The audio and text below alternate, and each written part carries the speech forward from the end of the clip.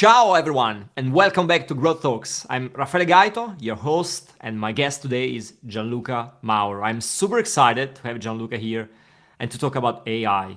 Gianluca, how are you? I'm doing fine. Thank you for having me. Oh, I'm gonna love this one. I'm gonna love this one. Yeah, Gianluca, the topic today is AI, but before talking about artificial intelligence, let's start with a simple one. So let's talk a little bit about yourself. What's your background? What are you doing right now? Why you are in the AI ecosystem? What's the story? It's a crazy story. Let's start from the very beginning. I was born in Rome in 1991, and I basically when I was a little kid, I loved music, so I loved to do creative work, and that's important. It's gonna be important later in my story because what happened is that when I had to pick a university degree, I said, "Hey, I would love to be a musician, but I also don't want to be broke. I don't want music to feel like a job and to feel like I need to do anything to try to, to put money in the bank and food on the table. And so I decided to be an engineer. Why? Because my father was an engineer, and I thought, well, it looks like he's having a you know, pretty decent life. He has an interesting job. It looks like he does interesting things. And I had this idea that I was gonna have a boring job but then come back home and have all these nice guitars that you can see, on the back in my room and play all these beautiful guitars as a hobby. So I started studying engineering, and then I did scholarship, an Erasmus program in Belgium. In Belgium, I got the chance of getting into entrepreneurship. So imagine I asked my professor in Rome if I could basically try to study something completely different from engineering, since I had this 3 months in Belgium and I wanted to get the best out of it. And there was this program called Dare to Start. So the idea was that it was going to help people that were ambitious, they wanted to do something interesting, to start a company. And suddenly I was in this program that allowed me to be creative and allowed me to use what I had learned in university, which was, engineering, how to use engineering to build things, but to solve problems creatively. And then I suddenly felt that entrepreneurship was let's say the best marriage between my creative side, what I liked with music, try to create new things and try to come up with things that didn't exist before, but using my rational side, which was all my knowledge of engineering. And so I started a company. The company had nothing to do with AI, and it went really bad. Like, I got some money from the European Union, but we never managed to ship the product, mostly because I think I did all the possible mistakes that you could do when you have a small startup. The team didn't really work. It was something that came out of university, okay? So it wasn't really a company, it was more of a project. But that project led me to go to Silicon Valley. I was selected by a program funded by the Italian Ministry for Economic Development, and the idea was to take a bunch of people from Italy, ship us to Silicon Valley, try to get as much as we could from that magical place, then come back to Italy and give back. And that was 2014, if I'm not mistaken, which was when AI was exploding at the time. So at the time, it felt like it was exploding. Now it's just like exploding times 10. Like, before it was a little bomb, and now it's a nuclear weapon, let's say. And I suddenly felt that AI was the right tool for me to learn to. I always put it that way. I went to Silicon Valley with some weapons. I knew, how to code a little bit. I knew thermodynamics. I knew mathematics and all these things. But AI to me was the most powerful weapon I had ever seen to fuel my creativity and to come up with new things and new products and new ideas and build things that it would be impossible to build otherwise. So I came back to Europe, um, and I started a company called AI Academy. The idea was to try to help people that don't have a technical knowledge understand the same things that I was exposed to in Silicon Valley. I thought, it's impossible to send everybody to Silicon Valley to see with their own eyes how cool AI is. So I can try to bring that knowledge back and teach people. And so that's what I do right now. I live in Copenhagen, Denmark. I run this company called AI Academy. We help people without a technical knowledge understand artificial intelligence and use it in their career. I am really into this new wave of ChatGPT and large language models, and I keep playing guitar. So guitar is both, I feel like, the hobby that makes me happy and relaxed when I finish working, but it's also, I think, I brought something in my work from that world of music, which is trying to do stuff in a little bit of a creative way. I think teaching and working has to be something that can, give space to your creativity, and that's, I feel like now I have a good place where all my different sides have merged into one activity that makes me happy. Let's put it that way. It was a long answer, but I know I gave you a bunch Yeah, of but cool elements. I really loved it actually, because my story is very similar. I mean, very, very, very similar. The only difference that my degree was computer science, and the rest of it is quite the same. That's crazy. I have a lot of questions for you, but probably the first one, since you were talking about creativity a few seconds ago, and also playing guitar, what do you think about the whole beef between AI and creativity? Someone is saying that AI is gonna kill our creativity. We're not gonna able to play music anymore. I don't know, to draw and do this kind of things. Someone else is saying, "Oh no, wait, this is just a tool. We only need to learn how to use it to increase our creativity, and it's, let's say, a different form of art, a different form of using creativity." What do you think? I mean, as an expert, but also as a musician. Yeah. So, gosh, we could talk about this for 2 weeks. So honestly, I'll tell you my journey with it, because I started off when DALI came out. DALI is this cool tool that, if people don't know what it is, it allows you to create art just by basically typing it. So you can say, I want to have, it's my favorite demo is an Italian chef explaining how to make pizza on Instagram Live, painted in style of Caravaggio, and boom, you get it, like this beautiful, oil on canvas kind of a piece of art of, an Italian chef teaching how to make pizza or pasta, whatever. So in the beginning, I thought, well, this is just going to be a tool to help artists think better, think faster, be faster, etc.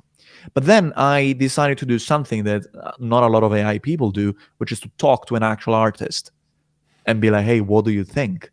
And I released an interview with this friend of mine on my YouTube channel.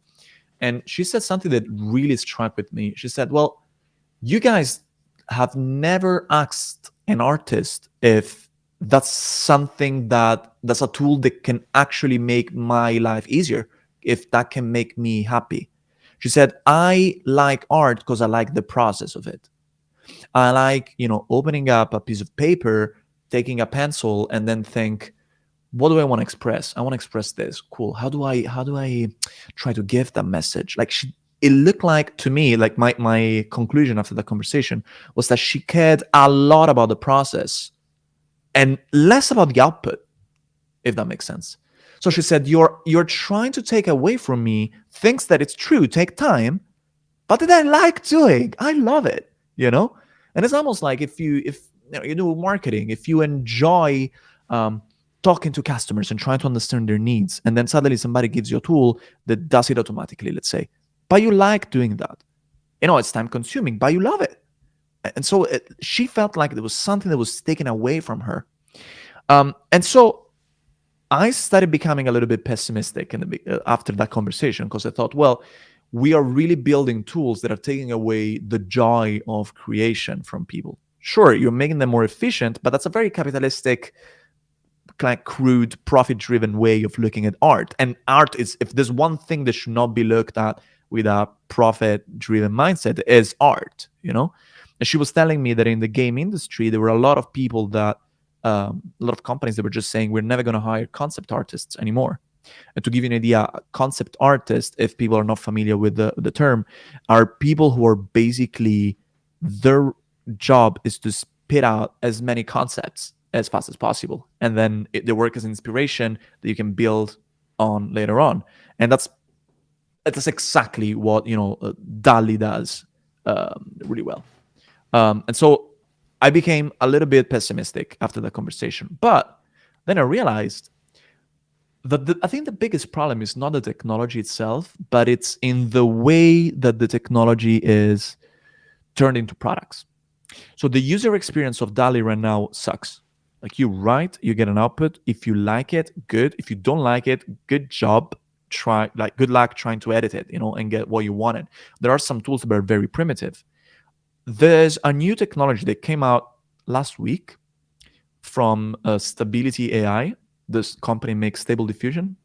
Same kind of thing as DALI. If Mm. you if people don't haven't seen it, you just type what you want and you get a beautiful art piece. This new technology is called ControlNet, and I mean, as the word says, it tries to give more control to people. And so instead of starting with just a little bit of text, you can start from a sketch, which is interesting because the artist is put back in charge of composition, for instance. So you can say you can draw a cat and then you can draw it on a part of the image and then you can make it a specific face and then you can say this is a black cat wearing, I don't know, a hat shooting lasers out of its eyes. And then AI adds all these details, but you're in control of the initial part, which is really, the composition. And so this is evolving my view of AI in art, from I started from saying it's a tool. Then I talked to my friend Anna and I said, well, no, it's actually maybe destroying this industry. And now that these new tools are coming out, I'm starting to realize that the what we need is a good UX, is a good user experience, is a good way of making the tool work for the artist. Right now, there's not much that puts the artist in control, but that's where we need to go. Like this is a new technology. Let's remember this. This is really, really, really new, and it's almost as if you came up with a smartphone. How was it? Like 15 years ago, 20 years ago. In the beginning, like the apps were not that great. So it was the same technology we have today. In the end of the day, sure we have better cameras, sure we have 5G, sure we have, I don't know, whatever, a bunch of different things, but it's basically the same thing. That it took time for companies to figure out what is a good user experience. What do people need? Like Y Combinator says, their motto is make stuff people want. And I think right now we just have the tool, but we need to figure out what do people want? How do they want to use this? And that's going to make, that's going to build the products that are actually going to make artists work better. But then there's a whole different conversation which we haven't talked about, which is the whole copyright story. It's a big issue. Yeah, yeah, but I mean, I totally agree with you. I think it's a tool, and I also think that it's everything is quite new, and when everything is quite new, it's easy to say, "Oh, this is shit. This is not helping." I mean, think about Canva. Let's Mm. say something totally different. At the beginning, every graphic designer out there was, "Oh, come on, this is not professional. This is a shitty tool for people that don't know how to make design." Now, 5 years later, Canva is wow. And maybe it was the same with, I don't know, Illustrator or Photoshop. Maybe we've always done that. With every tool, with every innovation, with every step in the process of changing an industry, and with progress in general. So yeah, I think most of them are just very, very new. But speaking about that, you said in your story that it was 2014 when you thought that AI was exploding. Now, almost 10 years later, I feel like AI is exploding. So, first of all, I suppose AI is not something new. And second, what the fuck is going on now? It's $1 million question, right? First of all, I'll tell you a funny anecdote because you mentioned Canva. And in 2014, I listened to Guy Kawasaki pitching Canva because he was one of the investors in the Yeah, company. I Guy remember. Kawasaki was the guy who made the marketing of the MacBook. He's like top notch. He wrote The Art of the Start, very famous, book. And I remember that when he was pitching Canva, I was like, this guy's insane. This thing doesn't seem that interesting, you know? And then look at them now. I think they also paved the way to other tools like Figma. Yeah, yeah. They Yeah, changed it's amazing. everything. I mean, it's Yeah. always like this. Anyway, You yeah. had it, at the beginning, and then you realize, oh, wait a second, this can help me. I mean, even if I know how to use Photoshop or Illustrator, I can do, something really quick with Canva Hmm. for a client. Let's say a blueprint for a client, and then I can spend 2 days or 2 weeks working on it, professionally with Yeah. Illustrator or Photoshop. It's gonna be the Exactly. same with AI. Yeah, yeah. I'm sure of it. Yeah, absolutely. But so I'll go back to your question. Yeah, yeah. Um, so AI. I mean, now a little history moment. AI. The first time that people started talking about AI was 1957, if I'm not mistaken. So it's been a while. But AI always went through cycles. They call them AI springs and AI winters. AI springs is when everybody's excited and wants to put money into it, and then AI winters is periods where people kind of start thinking that no, this technology is never going to work, and there's less investments basically. And we've been in an AI spring for probably 10 years from now. Like, yeah, it's been 10 years that people are talking about AI. But the kind of AI that people were interested in when I got really passionate about it was a little bit different from what we're talking about now. So at the time, to give you an idea, there was this breakthrough in 2015, which is the first time that people managed to make an AI algorithm capable of recognizing pictures. Like, you give it a picture and you say, what is this? Is it a dog or is it a cat? And the algorithm says, oh, it's a dog, or hey, it's a cat, and it's accurate with a higher accuracy than human beings.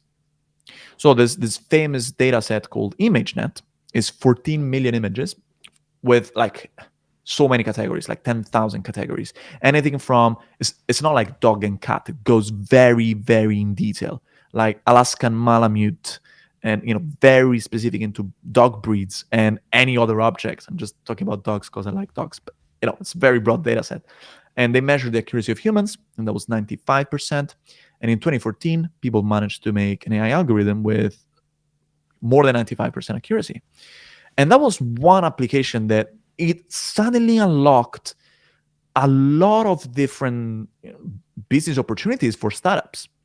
So you suddenly could make image recognition on and to power products like, I don't know, Google Photos or the photo app on your phone when you search for, dog, and it finds all the pictures of dogs. That's what it's powering, that technology.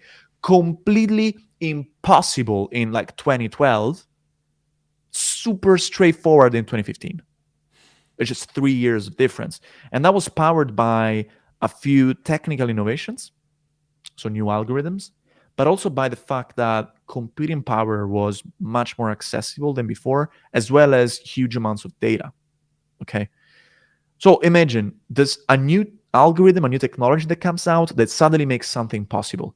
And there's a new wave of startups, of products that leverage that technology. I just made the example of Google Photos, but think about industrial automation. How many things can you do if suddenly computers are not blind anymore? Think about this. Computers were blind. They could see, like they could see, look at pixels, but they could not understand what was in the image. And suddenly from 2015, bam, computers can understand what's in an image. Pretty crazy, right? And so that was one of the applications that fueled this new AI spring. And I got extremely interested in a specific kind of AI. Today, people are calling applied AI, which was basically taking fairly simple technology, but applying it to very challenging business issues. So applying to marketing, applying it to sales forecasting, applying to energy optimization, applying to all sort of issues the company had. One of my clients is Pampers, the diapers company. What the hell do they do with AI? So many things. I think right now we are at project number 9 in 3 years. We've done anything from energy optimization to optimizing their budget allocation for marketing, to sales forecasting, to forecasting of promos, to HR, like so many different things. And that's what I cared about. So now let's go to the question, what the fuck is going on now? Well, there are moments when one specific applications of AI that was impossible before becomes possible. And everybody starts suddenly feeling like, oh my God, I can do so many new things with this technology. And so last year, there were two specific kinds of applications that started to become suddenly mainstream. One of them was image generation with this kind of AI algorithms called diffusion models. And that's DALI, that's Stable Diffusion, that's Midjourney, all the stuff that allows you to create amazing images. And the second one, which happened in November, was, I think this is super interesting. There's a lot to learn from this. ChatGPT came out, right? ChatGPT is technically, this is the professor moment, is a large language model. What does it mean? A large language model is an AI algorithm that has learned how language works. How? It has read the entire freaking internet, basically, and it has learned what words go together, basically. I always like to make this example. I like to say, I went to an Italian restaurant and I ordered a pizza, is probably how the sentence is going to end, right? Kebab is very unlikely that it's going Yeah. to, you know. So that's exactly what these algorithms do. They predict what's the next word, which is insane if you see how ChatGPT behaves. It looks like there's so much more. But it turns out that if you take a giant algorithm, very, very big, very complex, that can learn a lot, and you give it enormous amounts of data, kind of like the entire internet, it can not only predict, hey, I went to an Italian restaurant and I ordered a pizza, but it can also predict what is the best strategy to gain new customers on Instagram. Next words, the best strategy is to push out content that is relevant to your audience, blah blah blah blah blah. So he learned very complex associations of concepts. But that technology, and that's what a lot of people don't know, has been on the market for 2 years already. It was called GPT-3, which is the underlying technology behind ChatGPT. Why did GPT-3 didn't go viral? Why didn't go viral? I knew about it, and I was not sold. I was like, it's really cool, but I don't think it really, I don't see the business applications right now. What happened is that the geniuses at OpenAI said, well, GPT-3 is very hard to use because once again, it just predicts the next word, right? So if you ask it a question, if you ask the question, what is the best marketing strategy for to get customers on Instagram, it's gonna think it's a blog post. So it's gonna start writing a blog post, basically. It's gonna start saying, this is a question that I often get from many people, and the answer depends on the kind of business. Like it, you get what I'm saying? It's like it's almost as if you're trying to find, the most likely completion of that sentence, but it's not conversational. It doesn't feel like you're talking to someone. So they took that model and they did something called fine tuning. The technical term is reinforcement learning from human feedback, and they tried to teach that model to have a conversation like a human being. And when people tried that and they felt like they were talking to a human, they were like, holy shit, this thing is intelligent. Like it sparked people's imagination. It made people feel like they were suddenly interacting with something different. And that's why it exploded. So if you ask me what the fuck is going on, is that we reached a tipping point where the technology feels, that's a very important verb. It's not, but it feels like it's intelligent. It feels like you're talking to someone. And people freaked out.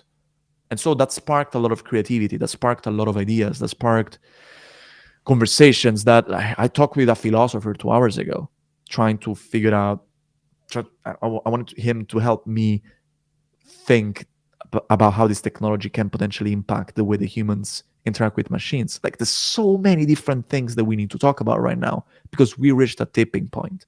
That's how AI works. It improves, it goes to, companies reach a tipping point, suddenly it works good enough at least, and boom, you unlock thousands of new applications. And then, there's a new tipping point with another kind of application because AI is a general technology, right?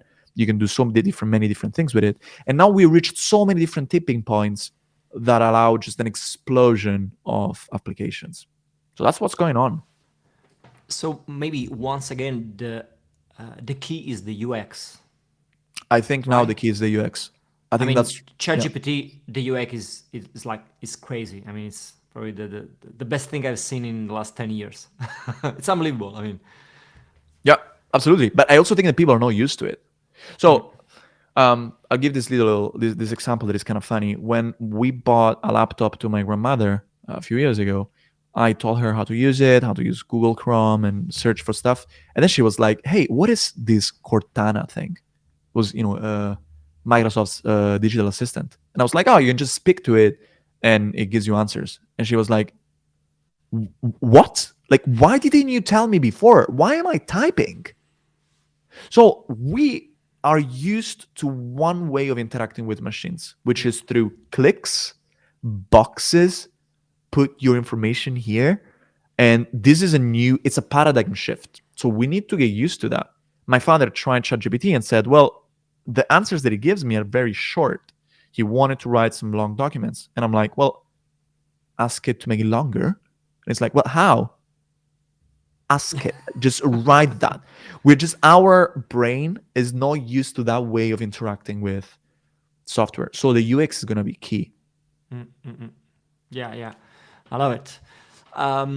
There is something. Well, I should mention that you also wrote a book about AI, right? You didn't say in your story. So I remember there are a couple of things in your book that I really liked it. So the first one is that on the book cover, you say that it's a non-technical, hype-free guide to AI. Yes. Why? I mean, why did you write a non-technical guide to AI if the topic is so, nerdy, so technical? It's because it's a tool in the end of the day. Like, I think I think that if we need to unlock the value of artificial intelligence, it's like a hammer, Like these researchers, so the technical people are working on building the best hammer you can. And ChatGPT it's a new hammer, is a new saw, is a new screwdriver. But if we want to solve societal problems, we need people that take the hammer and build a house with it, to build a table, to build a statue, to build whatever they want to build. And those people they're not technical people, they're not computer scientists. They're people who deeply understand one problem. There's an example that I love to make. Is this company called MD Algorithms. What they do is they make algorithms for healthcare, starting with acne. I didn't know about this, but apparently 90% of young boys and girls with acne don't go to see a doctor because they think, well, I have acne because I'm young. That's what I have to do. But instead, they could see a doctor, get a diagnosis, and then get the best cream for the specific kind of acne. Apparently, there's different kinds. And so, this father and son. The father is a dermatologist.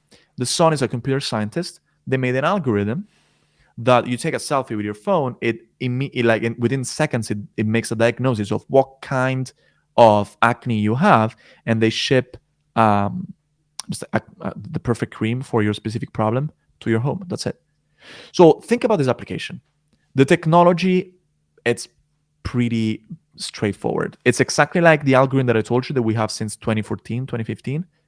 Instead of, hey, is this a cat or is this a dog? Hey, is this acne kind A or type B or type C? Same technology.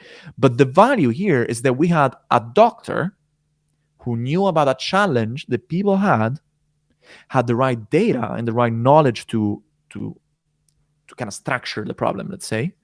And then the technology was straightforward. So I don't want to talk to the computer scientist and tell him, hey, this is how you make algorithms. There's so many people that do that already. I want to talk to the doctor and say, hey, in your brain, in your job, there's so many ideas and applications that could potentially use this new hammer that we have available called AI. If you know enough about how the hammer works, you can think about these applications. You're maybe not going to write the algorithm. Maybe you're going to talk to a computer scientist to do that, to a data scientist, to a machine learning engineer, whatever. But the idea of the product that you can build to solve people's problems it's in your head. It's not in the data scientist's head. It's in your head. So these are the people that I want to talk to. And that book, I mean, it's a book. I kind of forget that I wrote it because it's been a crazy journey, and I want to write a new edition as well soon. Because when I published that book, I said hype free, and well, ChatGPT didn't exist, DALI didn't exist, GPT-3 didn't exist. It's 2 years ago, and I thought the AI was hyped. Like if that was hyped, right now I don't know how to define it. It's just a whole new level of hype. So there's a need for a new edition of that book for sure. But I think the concept still applies. It's still a tool and still something non-technical people need to understand. If you are enjoying this episode, please check out my lead generation course. You can watch it for free on gaito.link/skillshare, GAITO. As an entrepreneur, marketer, or business owner, you know how crucial lead generation is. In this course, I'll be sharing with you 20 proven tactics for lead generation in both B2B and B2C markets. You can watch it for free on gaito.link/skillshare. GAITO. You'll find the link in the description. You know, I'm in my network and also in my audience, there are a lot of like marketers, managers, business owners. And I was talking with a friend a few days ago, and he was like super scared, not from by AI. He was super scared by the idea that he had to learn how to code, Mm. in order to use AI in his company. I suppose the answer is no, right? He doesn't have to. The answer And is you no. and you talk about this in your book. Maybe I think it's like the first chapter or even the introduction probably. Yeah. You say don't worry about it. You don't have to learn to code, and this is why. Can you tell us why? I mean, if you're a marketer listening right now, a business owner, a manager, a freelance, why you don't have to learn to code, So but if you you can still use AI in your business, in your job? Yeah, there's so many reasons. By the way, if you want to, you can. Yeah, Like yeah, there's a, of course. that's important also to say because there's a lot of people that are like, oh, I'm scared because I don't think I can do that. But oh my god, I know so many people. There's a friend of mine who had a degree in economics, and he got so much into AI. He started studying statistics. He started coding, and he just sold his AI startup that does like trading, crypto trading through AI. So he became a scientist. Everybody can do it. He worked hard though. But if you don't want to, if you hate the idea of staring at a black screen writing code, you don't have to. And there's a few reasons why. The first one is for any AI project, I think half of the value is in framing the problem correctly, is in identifying what it's worth solving, right? And finding opportunities and really think about these opportunities from the point of view of the user. And that's not the data scientist that can do that. You don't need to know how to code. You need to understand your industry.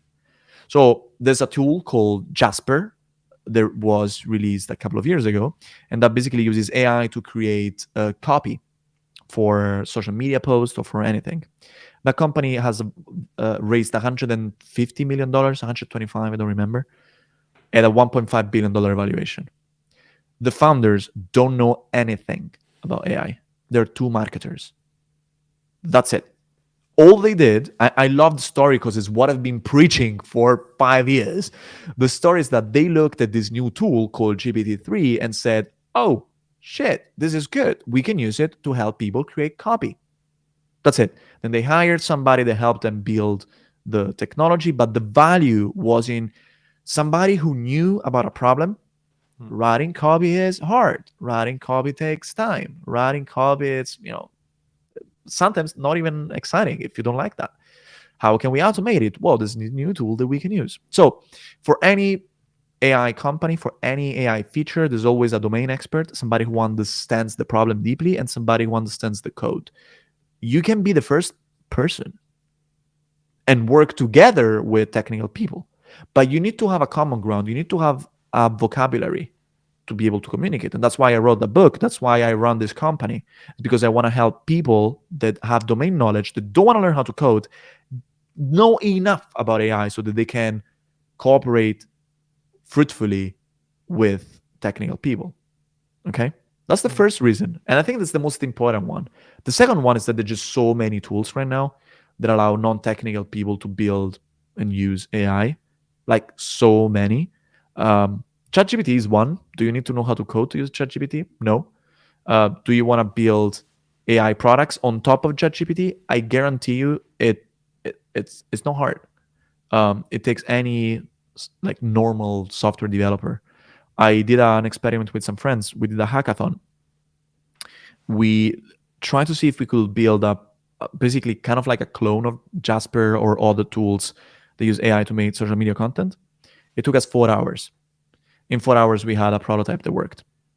And the reason why is because there are a lot of tools that you can integrate, a lot of APIs. I don't know if people know what an API is, but it's making like it's a way to use other people's software in your software in a very simple way. You just pay a little bit and then you use that technology. So many tools are out there, and not just in the realm of generative AI, but also you want to classify images. Cool. Google sells a tool called Google Cloud Vision API.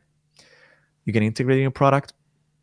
Doesn't take much. There's a bunch of tools that allow you to build your own machine learning models without coding, just drag and drop. The no code AI tool, AI landscape is exploding. I know you're a big fan of no code. And so AI is not immune from this, you know? So that's where Yeah. the industry is going. I think it's just so many opportunities. And once again, coding is something that if you like doing can give a lot of joy if that's part of your personality, but it's not necessary. I barely code anymore. Still Y- working in AI a lot, you know? you said that maybe the first important step is to identify the right problem, or at least a problem worth solving.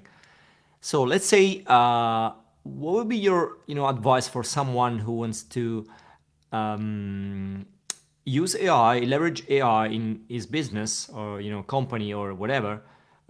Let's say the first, I don't know, 3 or 4 or 5 steps, the most important one. If you start Hmm. from scratch today and you say, okay, cool, I love this trend. Now I wanna know more. I wanna try to use AI, to Hmm. I don't know, grow my business, optimize my processes, improve my product, whatever. Yeah. So are you referring specifically to generative AI, to like ChatGPT, or to AI in general? Yeah, I would start with generative AI because it's Okay. something that everyone can understand. But if you have any tips and tricks about Of course. AI in general, let's talk about it. Of course. So let's start with generative AI then. I'll tell you what I'm doing. I'm launching a product really soon, by the way, which is my take on um, generative AI for social media content generation. Which I thought it was an interesting place to start because there's already companies doing it, and I was not happy with what was out there, and I wanted to make something better. And the approach that I followed is one, understand deeply what is available and what are the capabilities and limitations.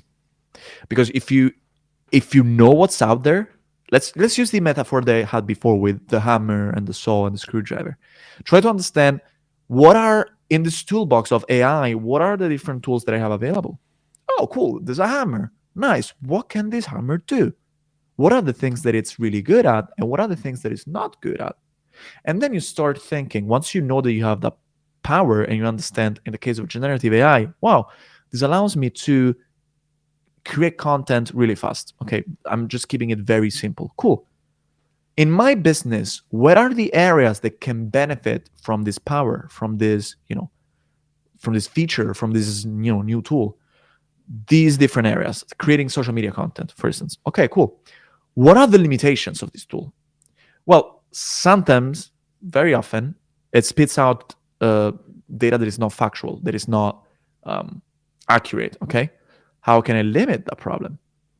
And in that case, you can put a human in the loop, for instance, or you can try to use it just for specific kinds of content. If you write a blog post that is, let's say, trends in a specific industry, you need really accurate numbers. You cannot, put fake numbers in there. But hey, if you're running a post which is maybe a little bit more, you know, inspiring, let's say, then maybe you don't need accurate numbers. You just need, nice written copy. And so this process, if we zoom out from what I just said, it's pretty straightforward. Is one, know what's available out there. So what are the capabilities of the tool? Two, look at what are potential areas in your business that could benefit from these capabilities. Three, think about the limitations and the potential, problems that you can run into, and think about how to kind of limit them, how to either build products that go around them or to put safeguards in place. That's my approach right now to generative AI. Um, and I will add one more thing, which is, since you don't need to build the technology, you're basically renting it, let's say, from somebody else, really value fast experimentation and iteration. We built a product in 4 hours.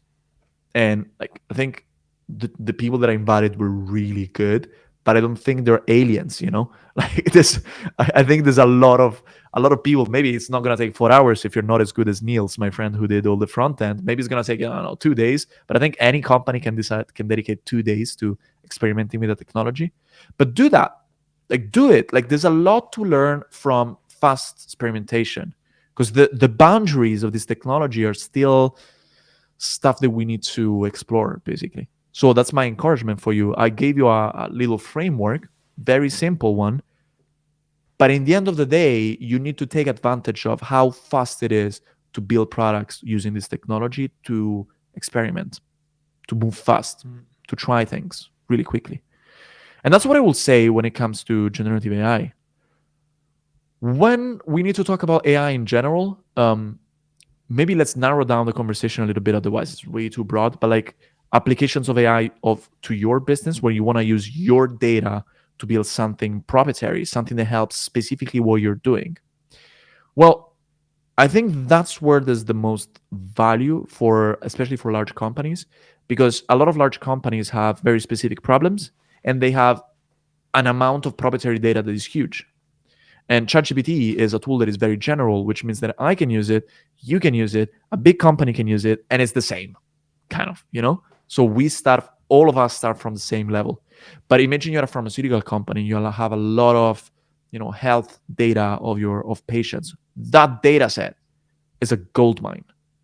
So the problem becomes very different. It's not how can I take this tool and apply it to my company, but becomes, oh, I have these specific challenges, I have these specific data assets. How do I give value to these things that I have to solve my problems? And the conversation becomes very different. So in that case, what I will advise is, once again, start with identifying challenges that are very pressing. So stuff that has value, obviously. They are data rich, so that you have data sets that are proprietary, that describe the challenge you have, and then try to frame that challenge as an AI problem. I'll give you an example. Netflix has one business challenge, which is we have a lot of churn. There's a lot of people leaving the service. How do you frame that as an AI problem? That's what I call machine learning framing. Well, I turn that into, I need to build a recommender system that gives people the best content possible so that they are engaged. This activity of framing is key. If you're really good at doing this thing, so finding your business challenge and translating that into an AI product, into an AI challenge, well, you've done 50% of the work, basically. So that's where you need to start from. And notice, did I talk about code? I haven't. Did I talk about algorithms? I haven't, because it doesn't really matter. If you've done this part, finding a challenge, translating that into an AI project, you're 50% done.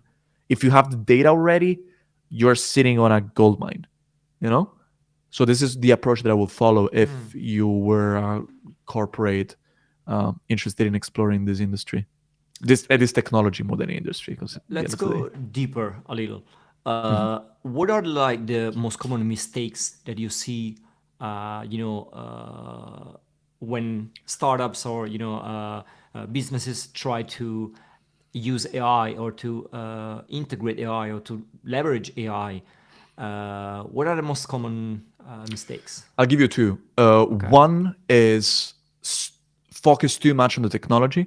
Okay. There's a nice sentence from the founders of Jasper who said, no one gives a fuck about your AI algorithm. What people care about is going back home an hour earlier so that they can watch their kids' game or something like this. So obsess over the challenge that you're trying to solve. If that is, I mean, that's a general startup advice, right? Yeah. But in the context of AI, there's one additional step, which is this challenge solvable by AI? Is this challenge something that I can frame as an AI challenge? If you do that process right, you're pretty good. Whereas a lot of people focus on the technology, but nobody cares about it. So then they use the technology to solve the wrong problem, right? And then you have an amazing technology that does something useless. Good luck selling that. It's not useful. So that's the first problem. And the second problem that I see a lot of companies making mistakes on is that they don't give enough enough attention to what I call channels, which is the way that people interact with the technology. AI is weird. Like it fails in weird ways. When ChatGPT fails, is very strange, right? It gives you stuff that is super odd. And so you need to think a lot about the way that people are going to interact with this technology. What happens when you have a mistake? What kind of mistakes can you have? Are these destructive? How can you design around them? And so the user interface, the user experience is very important. And it's something, it's not enough to have a good algorithm, basically. You need to solve a challenge. You need to solve a challenge using AI. But then the way that you deliver that solution to users you need to work, needs to be compelling. There's not a lot of companies that think that way. Companies usually think in terms of algorithms. If they're good, think about algorithms and challenges. But if they're really good, they think in terms of algorithms, challenges to solve, and how that solution is going to be delivered to the people that need to use it. You're building stuff for people at the end of the day. Yeah. You I know? mean, if you think about it, it's always been like that. I mean, this is important even if you don't work with AI. Now it's even more important in general. Exactly. Yeah. But I like look at it this way. When there's a friend of mine here in Denmark who was the first Apple developer, the first guy who had an Apple developer account, and he told me that big supermarkets, big companies came to him and said, "Hey, we want an app," and he was like, "Okay, what do you want the app to do?" And they were like, "I don't know, we want an app." We just went up. And he had to do everything: front end, back end, customer discovery, UI, UX. Think about in how, like, 20 years, how much we figure out about how to design an app that is actually enjoyable to use. Yeah. The design systems, the way that buttons look like, the way that interaction should look like, all this area is still very new for AI. So it's concept that already exists, but it's a much newer, unexplored territory of how does a good AI interaction look like.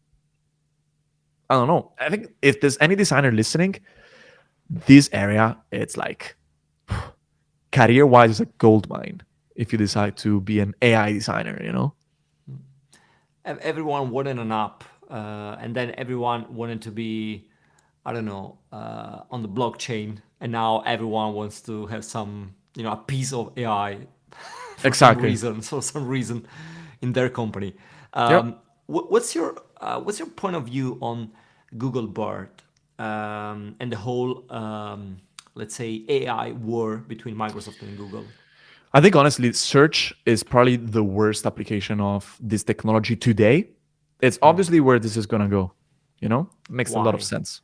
Well, because I mean, if you have, if in the end of the day, this is a conversational interface, right? A way to interact with computers using natural language. And if you can ask a computer anything, and that computer can query the internet and find you factual answers, basically that's almost like an artificial general intelligence, right? It's great. Like that's why everybody's thinking about search, because it's suddenly something intelligent, looks intelligent at least, that can find information on the internet. But today, AI is not that good at being factual and let's say doing its own fact checking. Let's say so it still spits out a lot of stuff that is just nonsense. So I think today is too early for that application. What is the only application of ChatGPT today that actually made money? Jasper and generation of content for social media. Why? Because there's a human in the loop. There's a human that decides, am I going to post this or not? One. Two, because if you make a mistake when you're writing a LinkedIn post, no one dies. It's not a big deal. But if somebody's saying, hey, I have temperature, what kind of drug should I take? And you make a mistake, well, then, it's a big deal. So what I think about Bard versus Microsoft, I think Microsoft is pulling off a masterpiece in strategy, because obviously all these companies have a lot to gain if you win the game. Google makes 70% of their revenues through search, if I'm not mistaken, something like that. It's a lot of money. It's an outrageous amount of money. So whoever wins that amount of money, which is great. And Google has a lot to lose because their entire business is built on search. So Google is afraid of pushing out new stuff, because if their brand gets, if they make a mistake that costs them a lot of money. There was a mistake in the demo of Bard, their alternative to ChatGPT. Google lost $100 billion in market cap, 7%. Big deal, right? So what did Microsoft do? Microsoft has less to lose, to be fair, because Bing is just not a thing, like who the hell who uses Bing, right? So it's in a better position. But mostly what I love is that they managed to do innovation externally. So they outsourced all the risk to another company, which is OpenAI. They gave them $10 billion, which, by the way, people say, hey, they gave them $10 billion. Oh my God, crazy investment.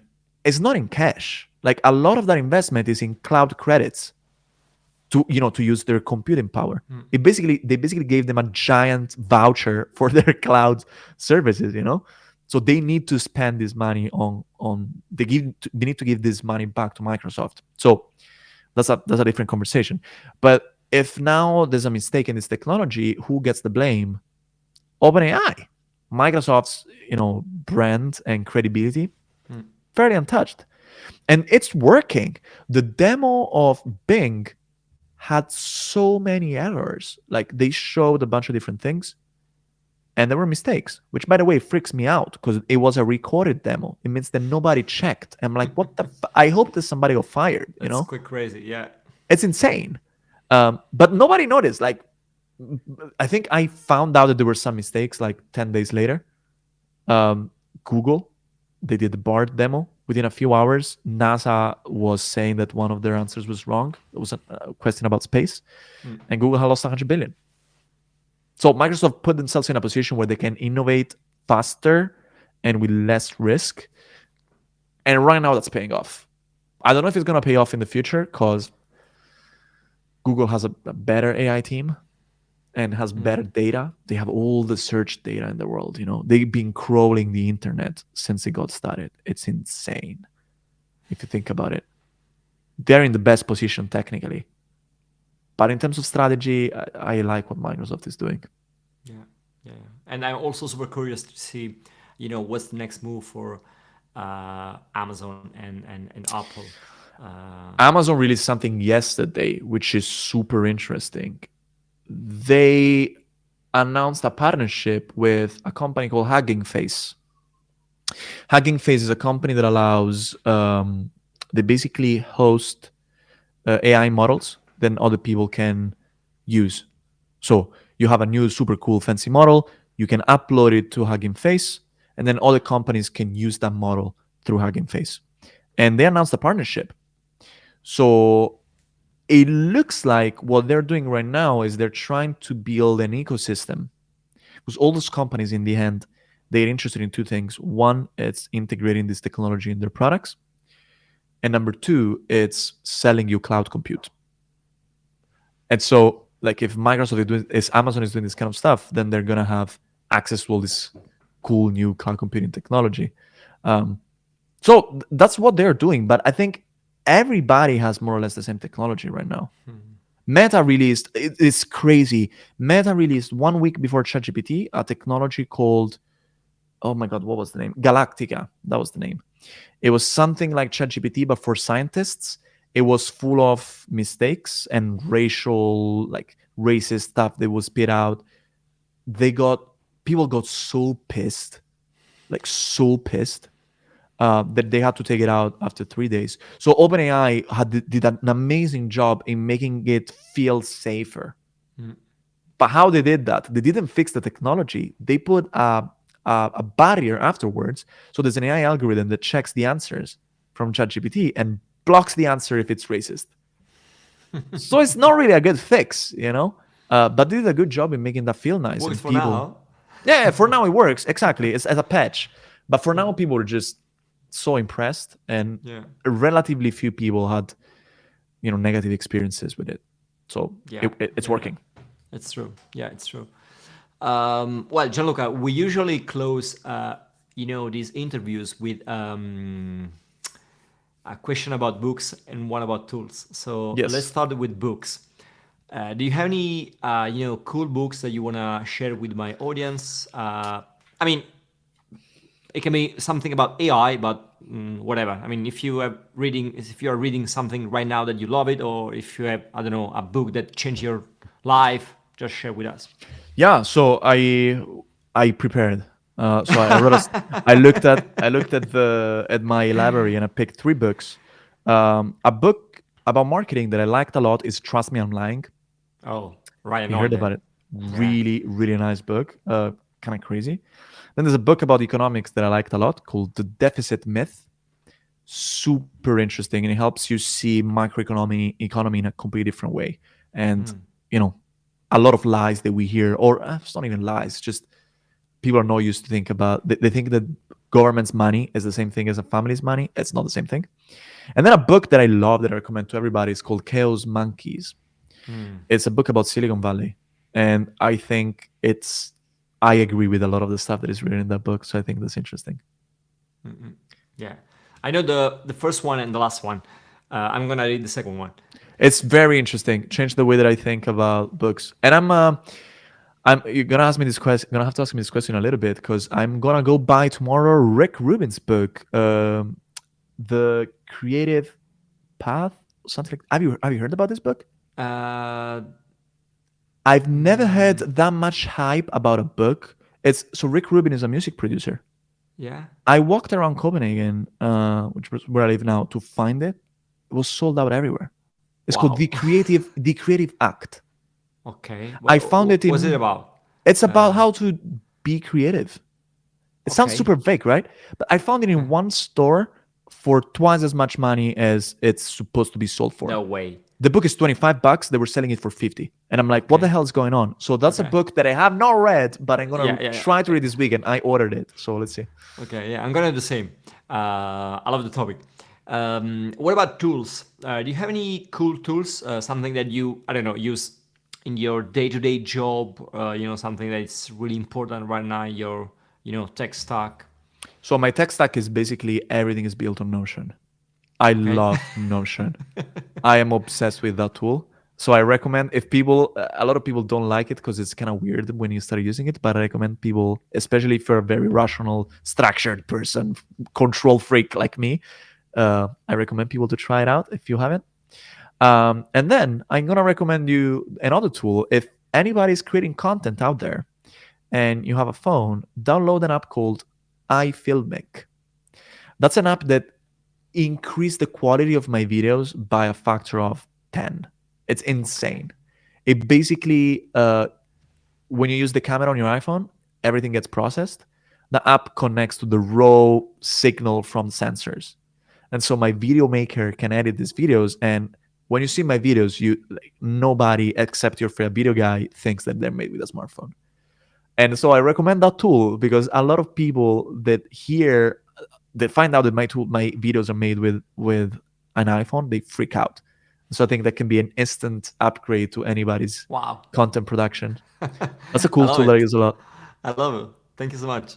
And guys, you'll find the links in the description below.